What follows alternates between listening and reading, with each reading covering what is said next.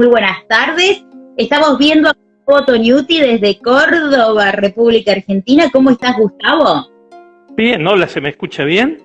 Se te escucha perfecto. ¿Qué tenés? Estás con unos auriculares y tenés el micrófono ahí. Sí, tenía uno, pero no anda bien, un inalámbrico. Tiene la manía de entrecortar, así que me iban a escuchar.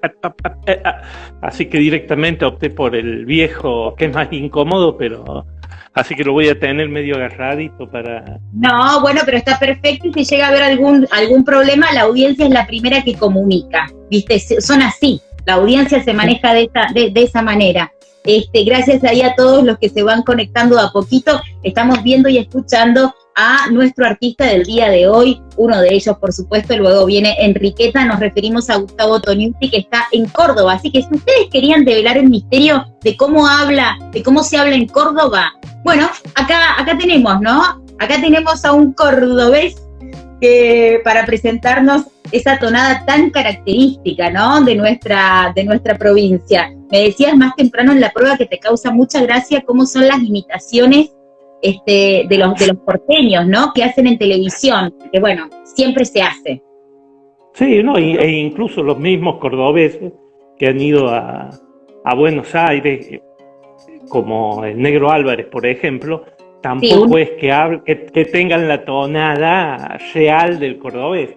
La tienen que exagerar, decís vos. Sí, la exageran un poco por una cuestión histriónica también. Digamos, la gracia la vamos a elevar un poquito, exagerando algunos rasgos. Aparte, bueno, el cordobés más del norte tiene otra tonadita un poco diferente, en Tras la Sierra también. O sea, hay toda dentro de la misma provincia de Córdoba tenemos varias tonadas, así que, pero bueno, yo soy un ejemplo clásico. Sí. En todos los lugares donde voy empiezo a hablar y me dicen, vos sos cordobés, ¿no? Claro, es como, no hay que mostrar el DNI, ¿viste? El lugar de nacimiento, claro, la tonada delata. 10 palabras y fuiste. Exactamente, sí, seguramente. Bueno, le decía a las personas en la presentación, Gustavo, y vos no me vas a dejar, no me podés permitir que mienta, ¿ah? Nosotros en Ofelia número 9 concentramos producción tuya que está íntimamente ligada a el arte digital, pero yo sé muy bien que vos tenés una relación muy fuerte con el dibujo y con la pintura. De hecho, el comienzo de tu carrera estuvo fuertemente trazado por estas disciplinas de carácter más tradicional. ¿Es cierto? Contame un poquito eso. Sí, yo generalmente, mira, yo pintar y dibujar siempre lo he hecho de la siguiente manera. Yo soy un pintor muy dependiente de lo que veo. O sea, soy una persona que siempre he trabajado mucho con documentación, fotografía. En su comienzo, antes de que viniera todo lo digital, yo tomaba fotografías, revistas, tenía una colección, digamos, suponete, veía una revista de insectos y compraba, tomaba, sacaba los... es más, tengo una anécdota, en un momento empecé a trabajar con gatos, a pintar en una serie de pinturas, y me compré un libro que se llama 1000 imágenes de gato. Claro. Y de ahí iba tomando... armándote de un acervo importante que te permita tener modelos u objetos a la hora de representar, para usarlos, ¿no? Como modelo, básicamente. O como referente. Claro, nosotros le decimos documentación. Yo trabajo mucho con documentación. Digamos, también iba y tomaba, en un momento empecé a trabajar con paisaje y bueno, con una cámara, en ese momento era la cámara analógica, esto es en la década del 90, empecé a tomar fotos, supe hacer unos viajes a Jujuy donde tomé muchísimas fotos, y empecé a trabajar bueno, los paisajes de Jujuy son fantásticos, así que empecé a trabajar con ese tipo iba poniendo los fondos. Y llegó la época de lo digital. Un poco, digamos, se empezó a encarecer. En un momento, trabajar con analógicos, trabajar con el rollo no era muy caro. Pero después empezó a encarecer mucho. Y como siempre hay eso de error, y aparte de que yo fotografiaba mis propios cuadros. Entonces, digamos, por ahí tenías que fotografiar 10 cuadros y se te iban 2 o 3 rollos, porque de pronto te brillaba. El óleo es muy traicionero para esto. Pasamos a las cámaras digitales. Después me compré una computadora y fue, digamos, comenzar con lo digital fue como el paso siguiente. O sea, Natural. yo venía de trabajar con documentación que yo mismo fotografiaba muchas veces. O sea, también compraba libros, tengo muchos libros de paisajes, por ejemplo, de Cañón de Colorado, Parques Nacionales del Mundo, una gran variedad, y siempre utilizaba, siempre transformando un poco. Bueno, después con la foto, en la década del 90 ya conseguí una cámara. La foto lo que me permitía era... porque siempre va a ser lo que vos podés conseguir, te puede gustar de un libro o de una foto ajena, pero siempre es mejor lo propio, porque uno hace el enfoque de la foto, hace el enfoque.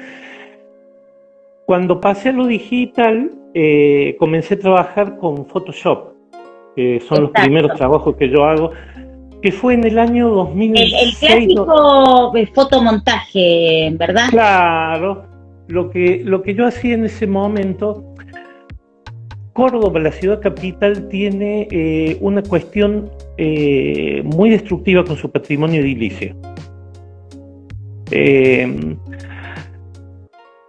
Yo rescataba mucho, suponete, uno pasa por el centro, aparte hace muchos años en el centro de Córdoba, esto es para los que no saben, un arquitecto hizo todo un enrejado arriba donde pusieron Santa Rita, y todas las calles del área peatonal de Córdoba están, la gran mayoría, digamos una buena parte, están tapadas por esa Santa Rita, o sea que los edificios en la parte de arriba no se alcanzan a ver.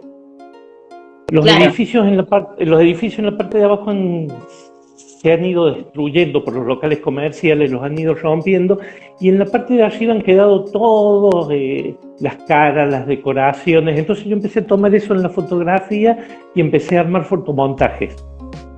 Digamos, una ciudad deconstruida, una ciudad ficticia, una Córdoba que era más mágica, más oscura. Distópica o apocalíptica. Sí, era un lugar, digamos, que estéticamente era bello, pero un poco insufrible para vivir, digamos, ese tipo de trabajo. Interesante cruce, porque me decís que a partir de la transformación que sufre el espacio o el territorio, en este caso Córdoba, ¿no? La ciudad de la que sos parte, es que eso justamente va a servir como base o fuente de inspiración para estas creaciones y para las ambientaciones que son tan originales en tu trabajo actual. Claro, y a partir de ahí, bueno, es un poco como todo es olvidado y destruido, o muy abandonado, digamos, en toda la parte de edilicia. Trabajé mucho con edificios, y después empecé a transformar figuras, que ahí surgieron las primeras mandrágoras, que ya después la fui utilizando los programas de 3D. En un momento no me alcanzó lo que es el Photoshop, que sería 2D, trabajar en digital en 2D. Y yo compraba una revista, porque también tiene algo como muy casual mi introducción en el 3D. Compraba una revista que se llamaba... ¿En qué época fue? Porque los fotomontajes en Photoshop y en GIMP, ¿puede ser el otro programa, el que usabas también?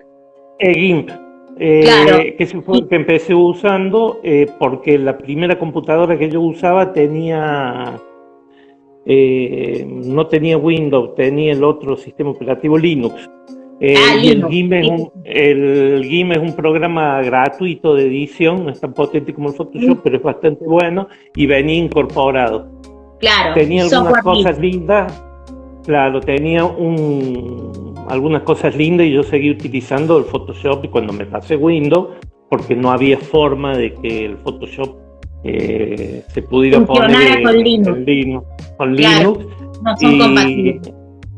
Sí, los han hecho incompatibles porque la idea es que los programas de... Acá hay una cuestión, digamos, comercial, punto. La idea es que los programas, cosas como Linux, no te anda ningún programa de 3D. Ninguno de los programas que uso actualmente andan. Los podés hacer andar, pero andan muy mal. La idea es precisamente que la gente no se pase software libre. Entonces, ninguno de estos programas, hay una cuestión comercial y una cuestión maliciosa, digamos, por parte de esta gente. Pero volviendo al tema, yo compraba una revista. ¿Pasás a los programas 3D? ¿En qué año era la pregunta? ¿En qué momento? Mira, yo trabajé mucho Photoshop 2006-2007 y ahí encontré en una revista el primer programa que usé, que es un programa diseñado para paisajes, que era Vue. Ajá. Yo hacía algunas cosas en Vue, las recortaba y las ponía en los programas de 2D. De ahí, averiguando en internet,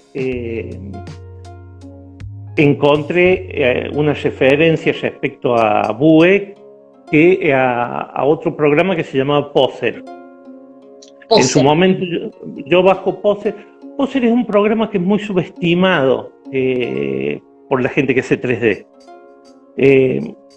Tiene algunas limitaciones, digamos, en las cuestiones morfológicas, pero es un programa que, si le encontrás la maña, es bastante útil y es bastante, digamos, más rápido que otros programas. Ajá. Esto, Gustavo, vos usás diferentes programas de acuerdo a por ejemplo, me imagino, estoy pensando en tus figuras, ¿las resolvés con algún programa específico y usás otras herramientas para los fondos, o no, o la distinción no estaría pensada de esta manera que yo te la estoy planteando? ¿Cómo elegís qué programa se usa en función de qué? Mira, primero te voy a contar una cosa que yo me enteré de Poser posteriormente. La primera versión de Poser la hace un escultor que sabía mucho de computación para liberarse de los modelos. Yo me enteré de esto buscando, digamos, el origen del programa. O sea, un artista plástico fue el que generó este programa para decir, bueno, quiero estar liberado del modelo y tener a toda hora, digamos, yo cuando comienzo... Es una buena sinopsis para una película, esa. Yo cuando comienzo primero planteo clásicamente, agarro, hago un boceto, marco la composición a lápiz o con tinta. Y después el primer programa que empiezo a utilizar es el de las figuras. O sea, sería el Poser. Mira, lo podríamos explicar quizás un poco. Sí, si nos vas mostrando, genial. Estamos con Gustavo Toniuti, artista del último ejemplar, en su estudio desde Córdoba, República Argentina. Él es artista digital y nos explica de qué forma utiliza las herramientas digitales y los programas de acuerdo a lo que quiera, por supuesto, expresar. Este sería el primer programa que yo utilizo para la figura. Este sería Poser, y esta es una de las figuras que formé. Tiene algunas características, bueno, tener los diales de movimiento,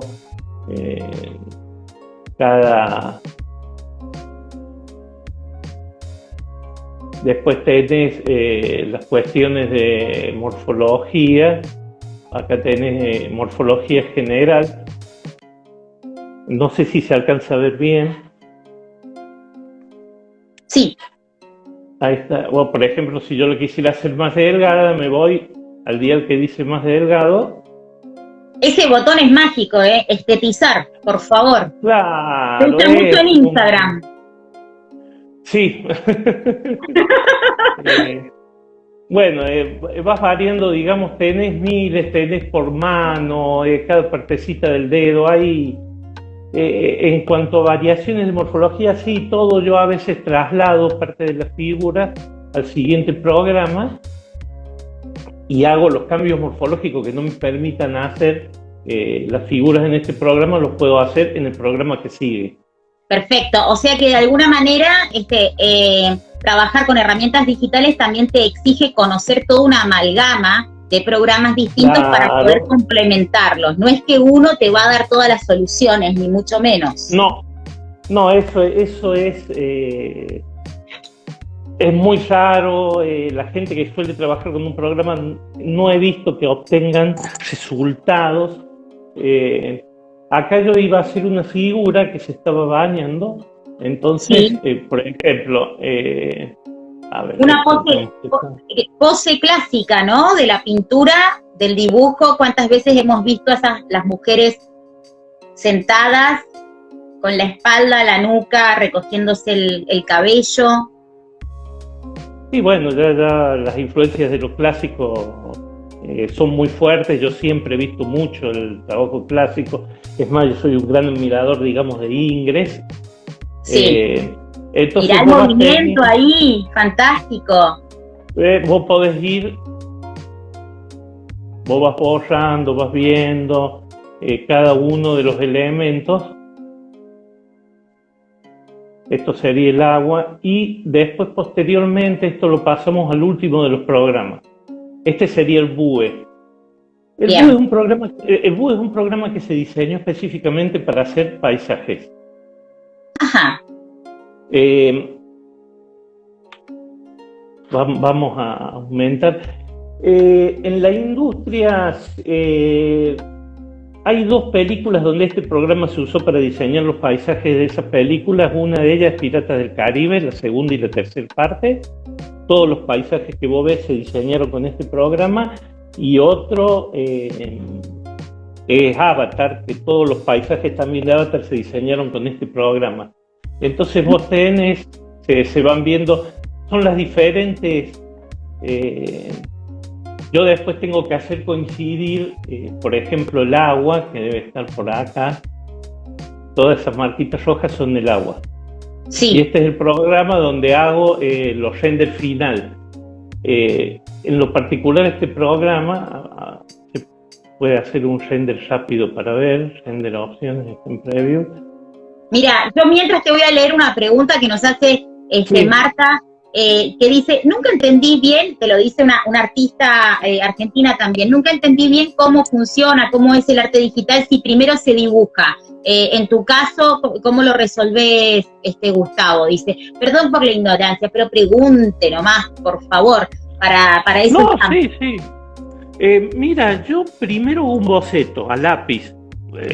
Yo vengo, yo empecé en el 2005 a trabajar con lo digital, o sea, yo hace 16 años que trabajo con lo digital, o sea que yo he visto otra gente que hace bocetos con la tableta, por ejemplo, pero yo me sigue siendo más fácil hacer bocetos a lápiz en una hoja de papel. Pongo la composición, armo todo el trabajo. Y bueno, ahí se van viendo las etapas de render. Esto es medio lento, así que lo voy a sacar. No, pero está perfecto, nos permite también acercarnos un poquito a un terreno diferente, ¿no?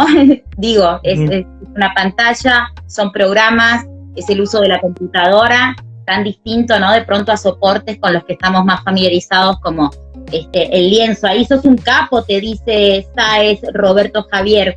Un capo, Gustavo Tonucci. Un colega de acá de Córdoba, un muy buen pintor también. Perfecto, bueno, bienvenido entonces, ¿sí? Y acá está la imagen final, el render ya, son tamaños grandes. Acá, bueno, vamos a ver si se pueden ver los detalles.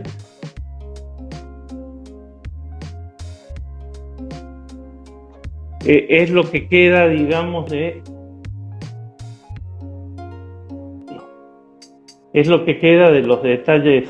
A ver, vamos a volver a poner la cámara. Digamos, es un proceso complejo. Sí. Esto lo aclaro porque muchísima gente... a mí me pasó algo cuando yo empecé a hacer el fotomontaje, me pasó algo y algunos me lo decían, no de mala onda, pero era como que porque yo seguía perdiendo el tiempo con este tipo de cosas y no seguía dibujando y pintando. Algunas personas lo hacían, digamos, desde el no saber. Otras personas lo hacían con mala onda, era como decir, traicionaste pintura y el dibujo es una cosa muy extraña, pero digamos que el desarrollo lo bien hecho en cuanto a lo digital lleva una cierta cantidad de tiempo. Voy a ser sincero, no te lleva el mismo tiempo que una pintura. Ese trabajo, por ejemplo, yo lo puedo imprimir de 2,40 metros de alto. Si lo imprimo en el tamaño de la máxima impresión, la figura es un poco más grande que una figura natural, o sea, sería una figura de 1,80 metros más o menos. Pero lo digital, digamos, te permite también muchísimas cosas que no te lo permite la pintura, equivocarte mucho. Exacto. Vos te equivocas, podés corregir, podés rever, no perdés materiales. En una pintura, si agarraste una pintura de 2 metros por 3 metros y cometiste uno de esos errores groseros, tenés que tascar, tapar y se te fue tiempo, material. Pero sí, elaborar un trabajo en lo digital bien hecho lleva tanto tiempo y tanto conocimiento como una pintura. O sea, siempre dejo en claro esto, quizás es más rápido o te permite una mayor velocidad, te permite poder equivocarte, te permite, yo puedo mover el modelo, ponerlo más acá, ver la composición final, hacer pruebas, mover las luces, no me gustó esta luz, la movía la luz. En ese aspecto tiene una ventaja grande en cuanto a lo que es lo analógico, lo que es la pintura en el arte o el grabado. Pero no quita pero no quita que por supuesto no haya que meterse de lleno, ¿no? Especializarse, y la especialización siempre requiere de esfuerzo, de constancia y de muchísima disciplina, Gustavo, sin duda, ¿sí? Sí, y lo que sí tiene lo digital es la constante actualización. Claro. Vos tuviste 2 años sin actualizarte y por ahí estás renegando con una cosita que el programa ya lo solucionó. Ya le encontró la vuelta para hacerlo mejor, para hacerlo más rápido. Y quizás en ese aspecto, bueno, por ser algo nuevo y que se está... si yo tuviera que comparar, digamos, la evolución de los materiales en la pintura y la evolución de los programas de 3D, creo que la evolución de los programas de 3D va a una velocidad que es impresionante. De mes a mes te salen cosas nuevas. Increíble. O sea, no sé cuál será el límite, cuál será el techo donde ya no se pueda mejorar este tipo de cosas. Pero digamos, o sea que para personas que no estén propensas a los cambios, el campo de lo digital, olvídenlo, ¿o no? No, es una actualización permanente. Exacto. También podés... A ver, yo hay un caso, lo que yo te decía de Poser, por ejemplo. Poser es un programa que es muy subestimado y que se usa muy poco en la industria. Tiene sus limitaciones, o sea, es real, tiene algunas limitaciones en cuanto a morfologías que vos podés hacer, pero tiene una serie de comodidades en cuanto a expresiones, movimientos, de facilidades. Y lo que vos no puedas hacer en ese programa lo podés trasladar a otro que... A ver, todos los programas de 3D pueden trasladar a otros programas de 3D. Claro, son compatibles entre sí. Claro, o tienen algún formato, lo podés trasladar en algún formato. Por ejemplo, el programa del ZBrush, que es donde yo creo todos los fondos, donde hice el agua de la figura, tiene un solo formato, te acepta un solo formato. Pero todos los programas pueden trasladar a ese formato, entonces vos después podés elaborar el agua, podés elaborar los fondos y mandarlos a ese formato. Después vos, por ejemplo, para las texturas vos podés crear texturas en los programas propios o podés crear la textura en el mismo programa, en el ZBrush, e importar la textura aparte. O sea, vos podés hacer, suponete, haces una piedra, le das el color en el ZBrush, le das a la piedra, le importas, se llama objeto de Wavefront, es lo que te acepta y lo que te importa el programa, y podés importar, digamos, todos los otros, podés importar las texturas, las reflexiones especulares, todo tipo de mapas de iluminación y cosas. De todos modos, a ver, digamos, tiene su grado de complejidad. Esto yo lo aviso porque me encuentro muy seguido con esta crítica de que el 3D es fácil. Me ha pasado con el Photoshop. No, pero me dice, ¿cómo hago para hacer esta figura? No, mira, tenés que hacer así, pero no hay una forma más fácil. No es apretar un botón. O sea, siempre no es el atajo, ¿no? No, es que la mayoría de la gente tiene la creencia de que es apretar un botoncito y ya está. Y no es así. Qué curioso, ¿no? Porque en realidad, miren ahora que estamos por primera vez con un artista digital en estos encuentros Ofelia, con el gustazo de tener a Gustavo Toniuti entre nuestras páginas en el ejemplar número 9, que lo pueden descargar desde la web, como él también desde su lugar, haciendo uso y abuso de diferentes herramientas digitales, tiene que defender y tiene que reivindicar su oficio, ¿no? El lugar que ha elegido para expresarse. Es curioso porque en realidad parece que todos, en definitiva, tienen como la misma lucha, esto de defender lo que yo hago, ¿no? Pero pensar que todo lo otro que se hace resulta más sencillo o tiene soluciones instantáneas. Genial, entonces, me encantó que nos hayas hablado con tanta claridad acerca de las especificidades del arte digital, de sus pros y de sus contras, porque es evidente que genera muchas posibilidades en lo creativo, pero también nos has podido hablar de los límites, de los conflictos o de las dificultades, ¿no? Que implica. Hace poco yo tenía la equivocada creencia, por eso también te digo, mira, uno va descubriendo cosas, de que vos, por ejemplo, casi cuando vos imprimís algo, generalmente no lo imprimís con un volumen.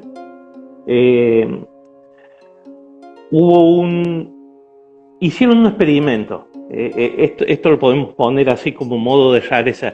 Crearon una inteligencia artificial para fabricar un Rembrandt, una IA. Te dejé de escuchar.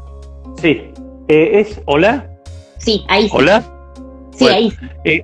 Esa inteligencia artificial analizó los cuadros de Rembrandt, llegó a la conclusión de que si tuviera que hacer un cuadro sería un retrato, 3/4 de perfil.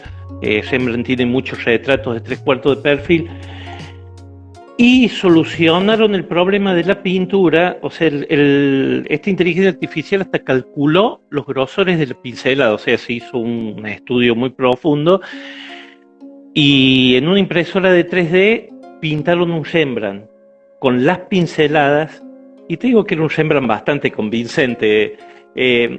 Digamos que si yo quisiera en este momento imprimir en 3D algo con pinceladas, con volumen, con transparencia, lo podría hacer. Por supuesto, sería mucho más caro. O sea que en este momento, digamos que lo digital no tiene ninguna desventaja en cuanto a la pintura, en cuanto a producto final. Claro, exacto. Permitime, querido Gustavo, que lea los comentarios para que no se nos acumulen, ¿sí? En relación a lo que decíamos hace un rato desde Uruguay, nuestro querido artista Ofelia Castellucci nos dice: la subestimación del arte en cualquiera de sus manifestaciones, en la mayoría de los casos corresponde a la falta de conocimiento. Estoy completamente de acuerdo, ¿no? Los prejuicios sumados, la falta de conocimiento, etcétera, generan que de alguna manera caigamos en estos comentarios comunes, ¿no? Que pueden ser bastante a los que hay que enfrentarse, quiero decir. Gonzalo Indy pregunta, y te pregunta a vos puntualmente, Gustavo, ¿una obra se termina o se abandona? Y lo pregunta porque me cuesta mucho decir está listo. Siempre hay un retoque más para hacer. Nos comparte aquí Gonzalo, gracias por tu cuestionamiento. ¿Qué decís al respecto, Gustavo? Yo tengo una mirada mixta sobre eso. Yo hay obras que las termino y hay obras que las abandono. Vuelvo a una de las ventajas de los digitales. Si yo veo actualmente una obra que en algún momento no me terminó de gustar, quizás pueda mejorar. Retomo algunas cosas, la mejoro, la puedo... En pintura me ha pasado que hay obras que las he terminado, o sea, he estado satisfecho con el final de esa obra, y hay obras que las he abandonado, porque seguir metiéndole mano ya era seguir como arruinándolas. Y después tenés obras que pones en penitencia también. El famoso, eso nos recomendaban incluso profesores en la escuela de arte, algunos profesores, los pocos profesores artistas que tuve, decían, no, cuando vos te paraste con una pintura, lo mejor podés hacer es ponerla a dar vuelta contra la pared en penitencia, seguí pintando, hacete 3 o 4 pinturas más y después da la vuelta y mira. Dice, ya ahí vas a saber si la tenés que seguir o la tenés que tirar. O no vale la pena. Claro, entonces sí, yo incluso le agrego una tercera opción. Por eso te digo, yo hay obras que las he terminado, me ha parecido que así tienen que estar, agregarles más, no. Hay obras que las he abandonado y hay obras que las he tirado, porque por X razón no me terminaron de convencer. Y en los últimos años me ha pasado mucho con el dibujo y la pintura también, que me he puesto a experimentar muchas cosas. Yo siempre he sido de trabajar mucho el óleo y el lápiz de grafito. Digamos que ha sido mi especialidad. Y también, digamos, en los últimos 16, 17 años empecé a mezclar óleo con acrílico y empezar a experimentar mezclas de técnica y técnica mixta y con el dibujo. Y también, bueno, muchas obras cuando vas experimentando, viste, vos decís, bueno, esto no es para exponerlo. Claro. Pero vuelvo a esto, la ventaja que vos tenés en lo digital es la capacidad de mover, la capacidad de reacomodar, la capacidad de rehacer. Con mucha más facilidad que... Claro. Claro, que de manera tradicional. Permitime que te comparta ahora el comentario que nos hace desde Paraguay también nuestra querida artista Ofelia Adriana Villagra, que dice, está en la creatividad del artista hacer uso de ellas, digo, ¿no? De estos recursos, de todas estas opciones, con sabiduría para concebir una obra de arte. Claro, un elemento clave, ¿no? Podemos disponer de un abanico amplísimo de opciones al momento de crear. Hay mucha variedad, nos has hablado vos incluso de la enorme variedad que hay de herramientas digitales para explotar, pero la creatividad sigue siendo un elemento clave. Si no la tenemos, no hacemos un uso inteligente de ella, si no la ponemos en práctica, entonces nada, por más que haya mucho, nada realmente va a marcar la diferencia, quiero decir. Hablaste, Gustavo, de una palabra clave en la que me gustaría hacer hincapié, ¿no? Hablabas de la experimentación, que creo, viendo un poco tu carrera, tu desarrollo como artista y las obras en las que estás concentrado actualmente, es un concepto preponderante para vos. Creo que hay una observación que es más bien espontánea. Vos decías, ¿no? Al comienzo, esta necesidad imperiosa por documentar, hacerme de imágenes, ¿no? Y bueno, y eso responde por ahí un poco a estímulos, a cosas hasta inconscientes, ¿no? ¿Qué es lo que me gusta? ¿Qué es lo que me llama la atención? Lo necesito ahora o en un futuro, pero necesito tenerlo de alguna forma. Ahora, esa observación espontánea también de alguna manera necesita complementarse con una observación más bien dirigida. No sé qué pensás al respecto y cómo lo ves, o si podés diferenciar estas dos categorías. Mira, por lo menos por la forma en que yo trabajo, en un reportaje anterior yo te había comentado que lo espontáneo no tiene mucha... O sea, más allá de que me guste experimentar, lo espontáneo no tiene mucho espacio en mi trabajo. Quizás en lo digital, ¿qué pasa? vos tenés dos opciones, así básicamente, muy básicamente, que son para todo lo que es la textura. Una opción son los mapas de JPG. Vos podés fotografiar una pared de ladrillos, hacer una serie de procesos y ponerlo. Después tenés otras opciones que son las texturas fractales. En las texturas fractales, yo utilizo mucho las texturas fractales. En las texturas fractales lo que han tenido para mí es maravilloso, y acá vemos un poco esto de lo que vos me decís de la espontaneidad, es que por ahí surgen cosas que uno no ha pensado. Son cosas fantásticas, son cosas que uno dice, oh, mira, me salió esto. Salió espontáneamente, combiné esto con esto, no sabía qué iba a pasar. En lo digital, en cuanto a algunas cosas, sí. En cuanto a la pintura y el dibujo, por ejemplo, siempre he sido más controlado. Bien, una observación más bien dirigida. Una cosa así, más bien dirigida. En lo digital me he permitido tener muchas más cosas espontáneas, porque surgen cosas muy interesantes, sobre todo que en el último de los casos también las puedo descartar, o sea,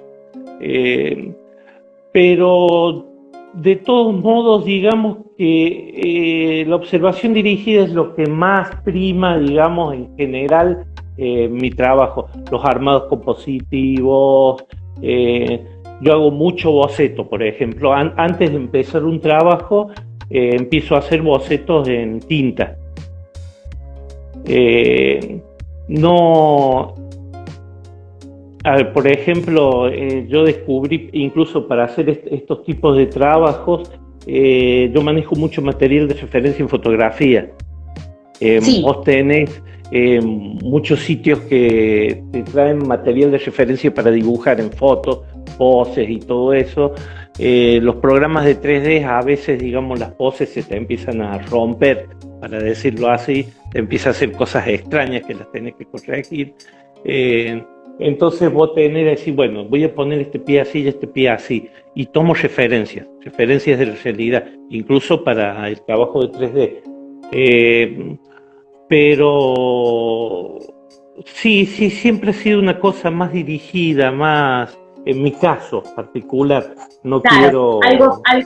algo pensado, algo que de alguna manera necesita de cierta orquestación previa para sí. Después llegar a los resultados. Permitime que te comparta acá el comentario de Marta, que nos dice que a ella también le gusta mucho el óleo y el grafito, y que bueno, eso también, ¿no? De corregir de alguna forma, también sucede en el caso de los dibujantes o de los pintores más tradicionales, ¿no? Por supuesto, aunque denota de pronto de tiempos totalmente distintos, ¿sí? Había un saludito ahí que se me pasó, ya lo voy a leer. Felicitaciones, Gustavo, excelente artista, enorme talento, nos dice Alejandra Tolosa, gracias, Se nos ha pasado volando, son 10 minutos solamente los que nos quedan, y yo quiero hacerte 100.000 preguntas, y no vamos a alcanzar, no vamos a poder, es importante porque en realidad estar con vos de alguna manera nos enfrenta a discusiones en torno al arte contemporáneo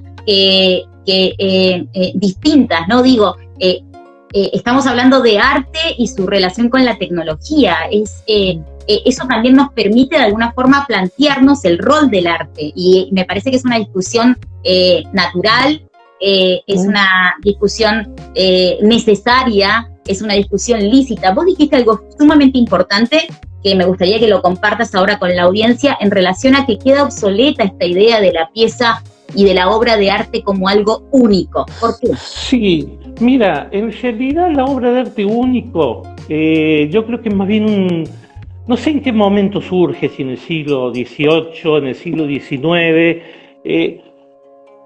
Cuando vos estudias seriamente, un poco seriamente historia del arte, una de las cosas que solían hacer los talleres de los grandes pintores cuando una obra era muy exitosa, mira, puntualmente me voy a referir a una obra de Caravaggio que es, bueno, es el momento donde en el Huerto de los Olivos la guardia lo atrapa a Jesús. Es una obra muy minimalista del tipo de Caravaggio.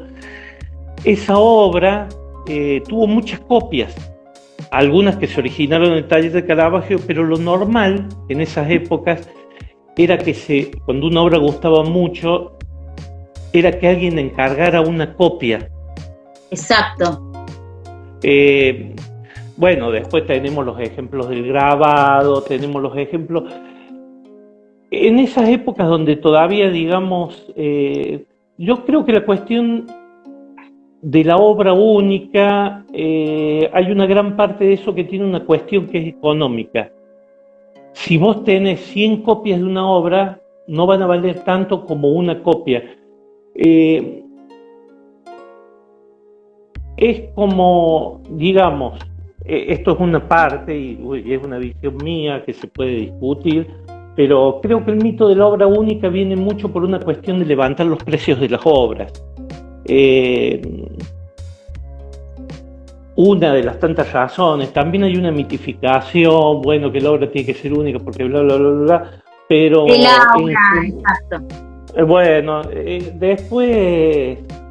pero respecto a eso yo nunca estuve muy de acuerdo. Los romanos copiaban escultura griega y a ellos no les molestaba. O sea, todo este tipo de cosas son cuestiones culturales. Mira, estamos hablando de escultura, hay algo muy rápido que he estado leyendo en los últimos años respecto a cómo culturalmente nos acostumbramos a creer, por ejemplo, en oro tenemos la creencia de que en Grecia era todo blanco, todo mármol, todo... Resulta ser que las esculturas eran pintadas, totalmente pintadas y de colores vivos. Hay una anécdota muy graciosa porque por una cuestión ideológica se consideró que el blanco era lo más puro, bla, bla, bla, bla, bla, bla. Winckelmann fue uno de los que extendió ese tipo de discurso a finales del 1700. Y ya digo, ¿cómo lo relaciono con esto otro que estamos hablando?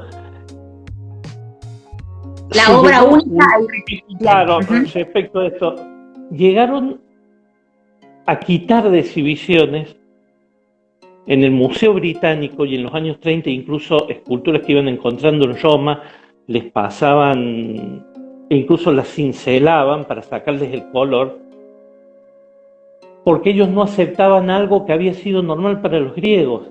Entonces, lo que era la copia, el concepto de copia, es más, volviendo a la pintura renacentista y barroca, también era muy normal hacer grabados de las grandes obras. O sea, iba alguien, dibujaba la obra y hacía el grabado. Hay muchas obras que han sobrevivido gracias al grabado, que se perdieron y se sabe que existieron gracias a los grabados. El concepto de obra única es una cuestión cultural. Yo no le doy mucha importancia y menos en esta época.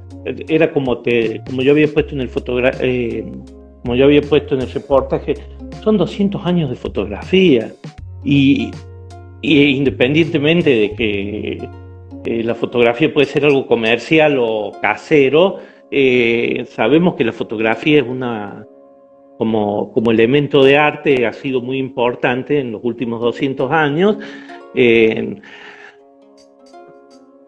Y vos decís, bueno, la fotografía es algo que se puede reproducir indefinidamente hasta que se rompe el negativo o hasta ahora con lo digital hasta que se te pierdan los datos.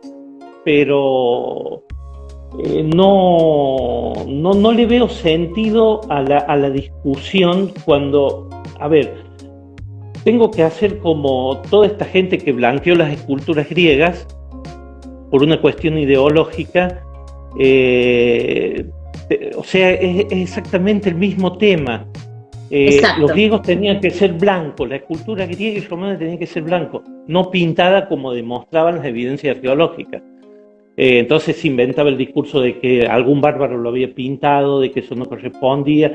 Con esto pasa lo mismo, el concepto de obra única es un concepto cultural que yo insisto, me parece que tiene una fuerte preponderancia en la cuestión económica. Ajá. Puede ser obsoleto, exactamente. Y hay una cuestión, también de estatus. Si yo tengo la única estampilla de 1802 del trenecito, Soy más importante que todos los que no tienen la... A ver, el coleccionismo, yo creo que hay una parte del coleccionismo, hay gente que le agrada el arte, no vamos a hablar mal de los coleccionistas, porque son los que no compran obras, No, por favor. pero yo creo que hay una parte que se refiere más al estatus. Yo voy a tener esta obra única por una cuestión de estatus y no por una cuestión de que amo el arte. Y me parece que el discurso de la obra única en este siglo viene por ese lado. Por eso yo había dicho que me parecía un discurso reaccionario, porque es más, vos vas en galerías en Estados Unidos, por ejemplo, en fotografía o en digital, sale el cuadro y ¿cuántas veces le piden al galerista? Entonces te va saliendo los puntitos. Si tiene 15 puntitos, es que 15 personas pidieron ese cuadro. Claro, exacto. Hay artistas digitales que te dicen, no, yo voy a hacer 7 copias firmadas. ¿Por qué? Hiciste 7 copias, se vendieron las 7 copias, otra persona la quiere tener esa copia. ¿Por qué no se la vas a dar? En ese sentido me parece que es un discurso, bueno, es como todos esos discursos, lo hemos venido escuchando de chiquito y no nos planteamos mucho. Pero yo insisto que el discurso de la obra única me parece ya a esta altura del partido que no debería existir directamente. Lo bueno justamente es que el arte digital, Gustavo, nos permite, lógico, poner esta discusión sobre la mesa, ¿no? A ver, en este momento de tantas tendencias, realmente podemos una pieza única e irrepetible, por qué existe y por qué se mantiene, exactamente. Nos quedan solo 2 minutos. Sí, y mira, así una cosa cortita. Una vez alguien dijo, no, pero si existieran muchas obras, muchas copias de las obras, ¿no te emocionaría? A lo que uno le responde con algo muy cotidiano. Vos cuando vas al cine a ver vamos a hablar de una obra de arte cinematográfica, ¿vos te emocionas? Es una copia. Es una copia de una cinta. O sea,